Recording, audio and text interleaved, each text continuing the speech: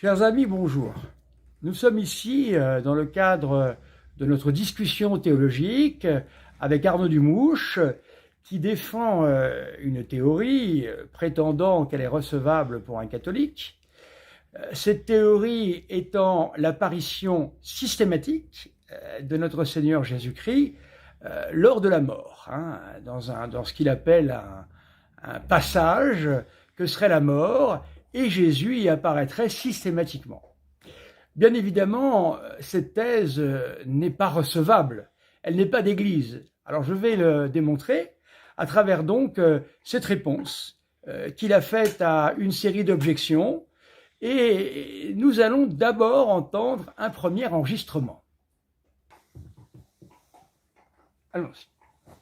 Il explique, le père Horowitz, dans ses vidéos, mais on va le voir après, que tout de même il rebondit sur étroit est le chemin qui amène au salut, mais spacieux le chemin qui amène à la perdition. Beaucoup d'appelés, peu d'élus. Beaucoup d'appelés, peu d'élus. Ça signifie, qu'on prend ça au sens totalement, je dirais, littéral, ça veut dire qu'il y aura très peu de gens au ciel et beaucoup de gens en enfer. Beaucoup d'appelés et peu d'élus. Il y a peu d'élus, donc c'est très clair, d'après ce qu'il dit. C'est une interprétation. Le texte dit beaucoup d'appelés, et on constate, il y a beaucoup qui reçoivent la foi, peu d'élus, mais ça ne veut pas dire que le Christ ne va pas rattraper. Heureusement, bien sûr. D'ailleurs, il le dit lui-même, saint Paul. Dieu a soumis, saint Paul le dit, textuellement dans l'Épître aux Romains, tout homme à la désobéissance afin de faire à tout homme miséricorde, sauf un péché. Le péché contre l'Esprit Saint. Donc il faut prendre tous les textes, sinon on ne comprend rien. D'autant plus que, tu vois bien, c'est logique, t'imagines. Prenons une affaire qui est arrivée récemment, une petite jeune fille, anorexique mentale, tu vois, vraiment, gravement atteinte par des angoisses, 19 ans.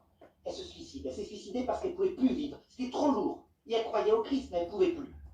Tu imagines que Jésus, qui est mort sur la croix pour des salopards qui lui crachaient à la figure, d'accord, qui est venu pour les pauvres, il va la damner éternellement, à griller dans l'enfer éternel, alors que la pauvre était étouffée par des angoisses abominables qu'elle n'arrivait pas à contrôler.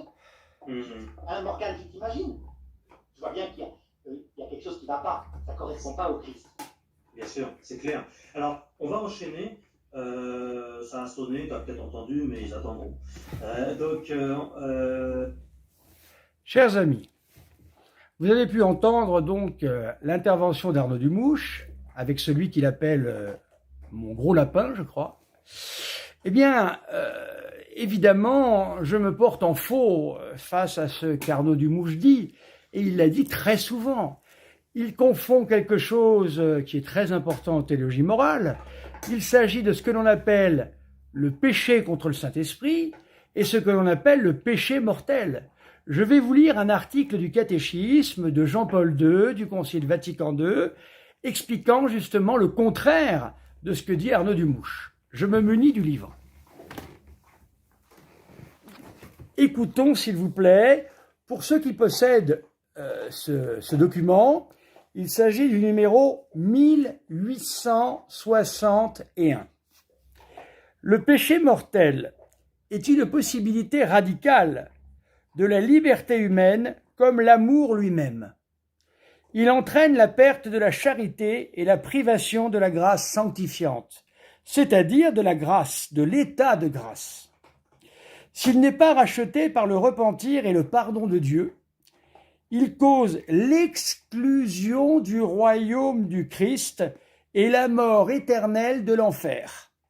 Notre liberté ayant le pouvoir de faire des choix pour toujours, sans retour. Cependant, si nous pouvons juger qu'un acte est en soi une faute grave, nous devions confier le jugement sur les personnes à la justice et à la miséricorde de Dieu. Mes chers amis, ce texte est très important. Vous avez pu voir qu'il dirige son effet sur ce que l'on appelle le péché mortel. Le péché contre le Saint-Esprit, c'est tout à fait différent, c'est autre chose. Ici, eh bien, c'est le péché mortel selon ces trois conditions. Une matière grave, la connaissance, même pas la peine de dire pleine, la connaissance de ce que le pécheur fait, et la volonté. Ces trois choses suffisent pour pouvoir constituer un péché mortel.